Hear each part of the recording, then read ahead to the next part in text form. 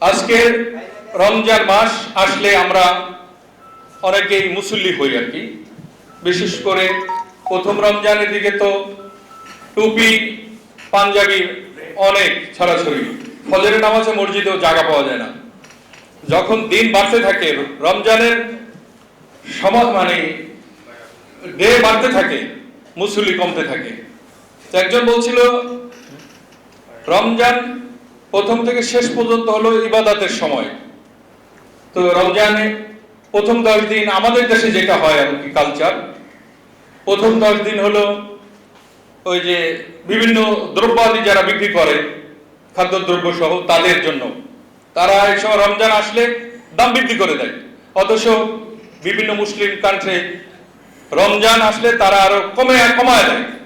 এবং বিশেষ করে সৌদি আরব বা বিভিন্ন আরব কান্ট্রিগুলো, তারা রমজানের সময় রাস্তার ধারে ইফতারি নিয়ে বসে থাকে। আর আমাদের দেশে ইফতারের টাইম আসলে আরো ইফতার সামগ্রীর দাম বাড়ায় দেয়। আমরা মনে করি এই কালচার থেকে বেরিয়ে আসতে হবে এবং রমজানের যে তাকওয়া, আল্লাহ রাব্বুল আলামিন বলছেন হাদিসে কুদসিতে, আস-সাওমু লি ওয়া আনা আজজি বিহি, রোজা আমার জন্য, রোজার পুরস্কার আমি দেব। এটা এই কারণেই বলছে সকল ইবাদত মানুষ প্রদর্শনের জন্য করতে পারে। নির্বাচন আসলে অনেকেই যারা বছরে একদিন নামাজ না পড়ে টুপি কিন্তু একটা মাথায় দেয়, আসরের নামাজ 2-3 বারও পড়ে আর কি। কারণ এক জায়গায় যায় দেখে যে ওইখানে সমাবেশ, মানুষ দাঁড়া গেছে, আল্লাহু আকবার। এই যে প্রদর্শনী। এবার হজ করতে গেলে দেখা যায় টাকা আছে, হজ যদি করে না করে মানুষ খারাপ বলে, এই জন্য হজ করতে যায়। এই যে এটাও প্রদর্শনী। এবং জাকাত, আমাদের দেশে তো জাকাত ব্যবস্থা এত খুব বাজে অবস্থায় আছে। জাকাতের শাড়ি লুঙ্গির জন্য মানুষ মারা যায়, এটাও আমরা দেখেছি।